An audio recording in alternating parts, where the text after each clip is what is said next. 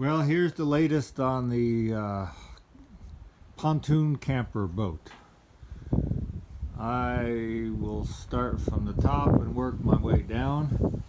On one of my original videos, I was talking about this roof canopy deal of mine and how this would fold up and down for towing.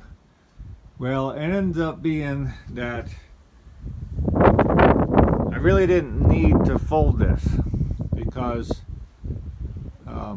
it doesn't really affect towing very much anyway. And when it's on the water, this thing was so rickety that it just wobbled back and forth and made a whole lot of noise. So what I decided to do is take out the springs that I had in here and tighten everything up. I just took out all the pins and bolted it up with locking nuts and made more of a solid canopy out of it. And so now when I tow it, I just leave it up and it tows fine. The air goes right through the boat, just like it is now. It's a little windy. I don't know if you can tell from the video. I got a little bit of a breeze coming through here, and when I tow it, the wind just goes right through the boat. So I just made everything permanent, and I don't have to put the top up and down. As far as the top is concerned, I took out the took off the tarp that was up there. That was a little too redneck for me. And I got some of this plastic corrugated stuff from Lowe's. It's real strong, real cheap, and it is easy to put on, and it's easy to cut, and it's pretty well weather tight. And the way you install this is you buy this wood right here. That's the same shape as the corrugation here, and I took some double sticky tape here and I stuck this wood down. I painted it first and stuck the wood down to the aluminum rail on here, and then stuck the corrugated plastic to that. And if you look at the top side, you can see where I put another corrugated wood on top of that with some aluminum strips, and then screwed it down with the screws that are used as if you were putting this on the roof of a shed. And you can see it's got a little bit of an overhang here, but not enough to catch the wind, because if you have too much of an overhang, the wind will just catch it when you're cruising down the highway and it'll just break it off. So it's only a couple, 3 inches or so, and right at the corners I bent it around. You can buy this white foam stuff, and did the same on the corners, and that's how I made my roof. I just took that aluminum and brought it around, and it's easy to work with. You just bend it around. And so now I've got a pretty well airtight or a weather-tight roof that if it rains,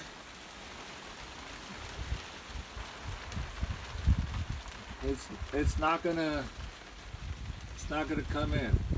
That thing that you see in the distance is a solar hot water heater.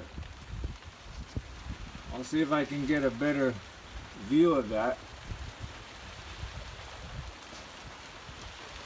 But while we're on the topic, I'll just show you how I made that. I have a water system that uses a pump that pumps lake water up to my faucet here. It's not for drinking, it's just for washing and doing dishes and clean water and stuff. And I just use some irrigation pipe and got some of these L-shaped fittings, and up on the top of this roof, if I can get up there without breaking my neck, I made this solar hot water heater. It's about 20 feet or so of black plastic irrigation pipe, and I just tie wrapped it to this scrap piece of board I had here, and I painted it black. Put some foam on here so the corners wouldn't damage my roof here. And as you use the hot water, as long as you don't use a tremendous amount and just let it run and run, the hot water pumps through this coil. As long as the sun is out, it warms it up so hot you can't even touch it. So I've got pretty good hot water without any kind of a propane heater, and it's enough to do dishes. So that's my redneck hot water heater.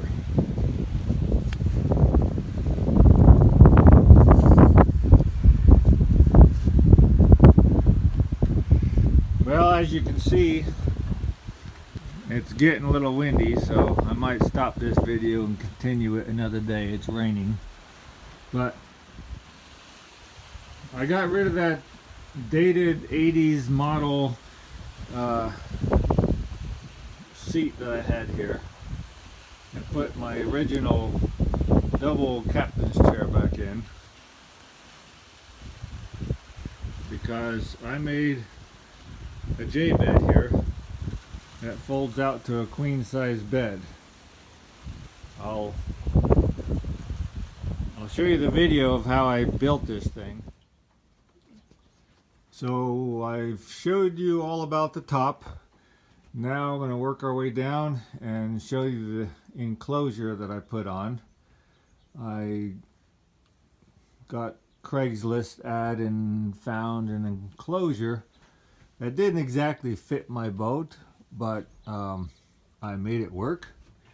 And as you can see, it's all rolled up everywhere. And I took bits and pieces from a newer, more modern boat, and I made it fit mine. So if we have inclement weather on the water, or we want to camp at night, all I got to do is unsnap some of these like that. A few of them I have velcroed up, and I just roll it down like this, and I've got plastic, I've got a screen, and this cloth over here. I made it work. Basically, you just unsnap these things from the outside. Some of them snap from the inside.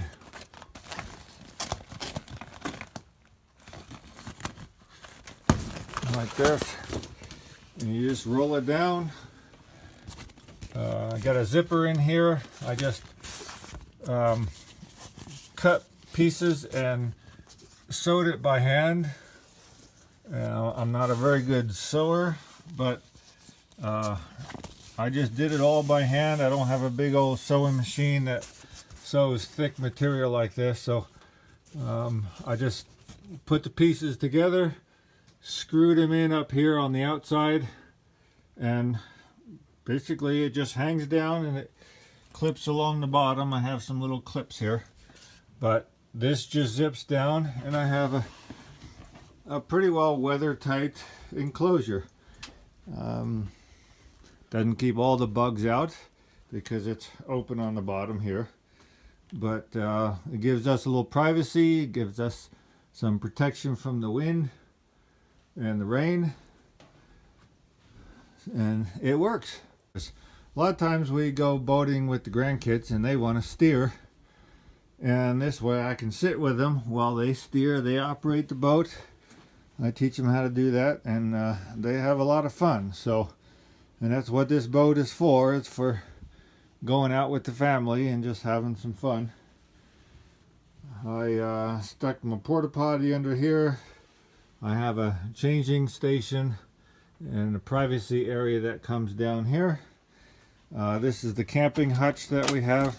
My dad made this a long time ago, and that's where we keep a lot of our little camping stuff. This is just a chest of drawers that we keep other stuff in.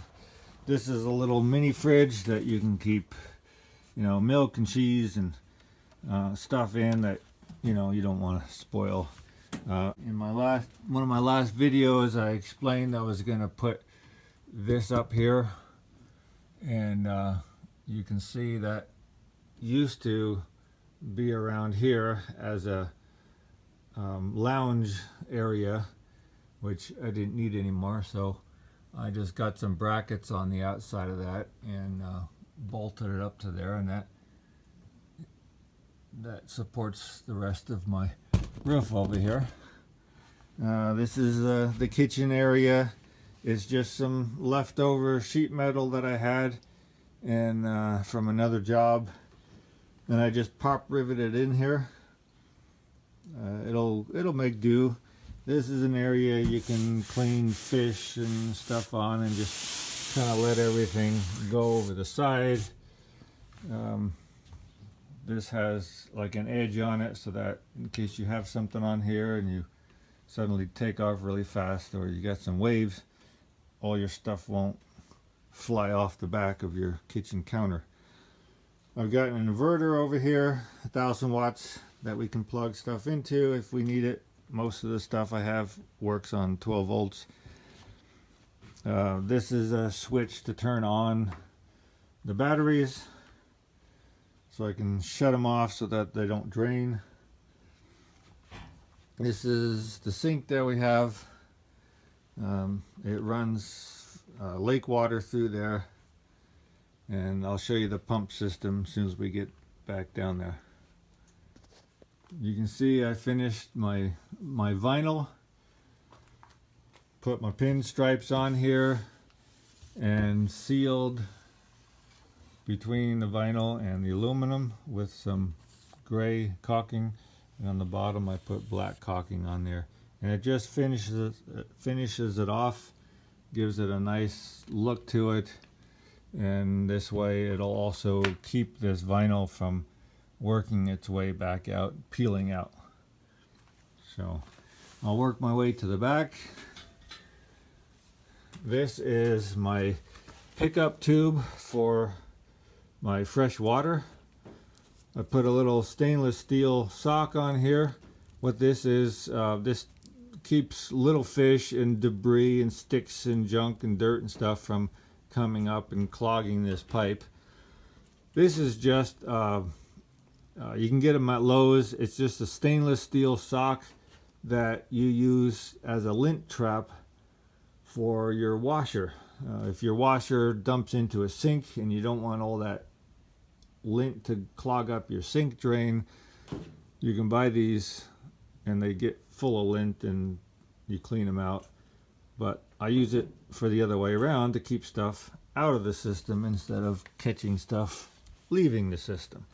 So that's just up here like this. When I put the boat in the water, I just disconnect from here and just let it drop down, and it starts sucking up my water. Put a nice little emblem on the side, self-explanatory. This is the venting for my gas tank. Here's my filler and my vent. for the actual tank itself. This is my water system. I have yet to make a cover for this, so it'll look a little bit better, but I gotta find the right piece of material for that. My sink just drains down here back into the lake because we don't put anything down the sink that can't go to the lake. This is my pickup tube for my lake water. You can see it still has a little bit of water in it, and it goes through this screen filter. Got a little algae in here, so I have to clean this out every now and then. This is a screen. You just open it like this, and you pull this down, and you go clean it out. Every now and then you just gotta clean it out, and so the algae won't go in there. Here's my pump. That's just a regular RV pump, and I got it plumbed in so that I pressurize the cold water on one side, and I got this T in here and a valve just in case I want to turn it off. This is my lines going up to my solar hot water heater. This is the line going into it. This is the line coming out. I just got a little adapter. This is just very simple irrigation tubing connectors. A little PVC connector here, and that pressurizes my hot water going into here. This here is a solenoid for my battery system. This is a switch that the solenoid, it's a constant on solenoid, and it's made so that when you turn the ignition on of the boat and you also turn on that big switch, then this solenoid energizes and it just connects the two batteries together automatically. There's no other selector switch that you have to decide, oh, do I need it on one battery? Do I need it on two batteries? Do I put it in the middle? None of that stuff. You just turn the thing on, switch your ignition on, and go. And it automatically connects that battery with that battery. So while you're running, it just charges. The motor charges both batteries. Eventually I want to put a solar panel on the top, which will also charge the batteries. But for now, you just use the motor for it. When you switch your motor off, then that solenoid disconnects, and then one of these batteries is only for the motor, to start the motor, and then the other battery is for your accessories and appliances and lights and radio and all the other stuff you want to run. So if you run one battery down, you always have the next battery to start the motor. The back of my boat here, as you can see, the lights are back where they need to be. This is the back of my trailer. Before I showed that this was all the way forward right about to here, and it didn't give me the proper weight ratio. But as you can see, if I go underneath here, I don't know if you can see that from here, but there's my two tires. So right about where this pipe is where my Fulcrum Point is for the boat. And if I get back far enough up here, you can see that from the center of these wheels here, right here, I've got 60% of the mass of this boat forward in front of those tires, and about 40% in the back. Even with the motor and the fuel full of gas, or the tank full of gas, I still have enough gear up here. I'll have my big cooler and anything else that I need to carry that's heavy all gets put in here. So the anchor's up there. I got plenty of weight in the front so that I have 60% in the front, 40% in the back. If you do that, you'll never sway a trailer. But if those wheels are up here, or if you have too much weight in the back, yeah, it'll reduce your tongue weight.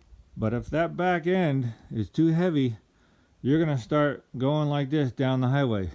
And if that happens, and if you don't pull over and stop and slow down, you'll turn this thing over. That's with any trailer. So make sure your ratios are good. So that's it. My Bimini top is attached to the top of the canopy there, and that just goes forward when it gets too hot and needs some shade. And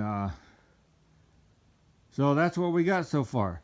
So in a couple days, I'm going to hook up, take it to the lake, and put it back in the water and see how she goes. Here that you got your strap released and your safety cable, because if you don't,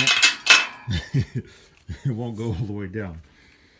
So start cranking this down, and that lowers the whole trailer. And as you can see, I need to pull this trailer out.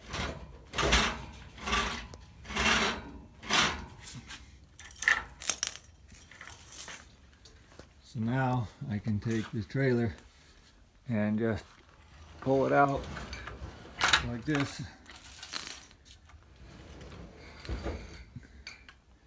And I can bring it all the way out, and I can use it to haul lumber or another boat or work on it, anything I want. And then I can just push it back in, and I can maneuver this pretty much wherever I need it. Well, I believe this is probably the last video on this pontoon trailer. I think I got it the way I want it. This doesn't cut into this edge anymore. I just took this pipe and welded it straight up and bent this a little bit and just welded it right here. Put a little turn down here so you don't hurt yourself or scratch yourself on that. And while I was at it, I mounted my spare tire, and all I did was got one of these Harbor Freight spare tire mounts. It was pretty cheap. I couldn't make this for what I can buy it for. And so I had a surface here to weld to, so I just welded it on and bolted that guy up there, and now I got a spare tire and don't have to just throw it in the back of the truck every time we go somewhere. I also mounted this trolling motor right here, and I